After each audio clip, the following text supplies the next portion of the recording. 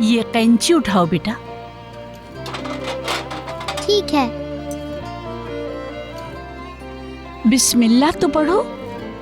बिस्मिल्लाह।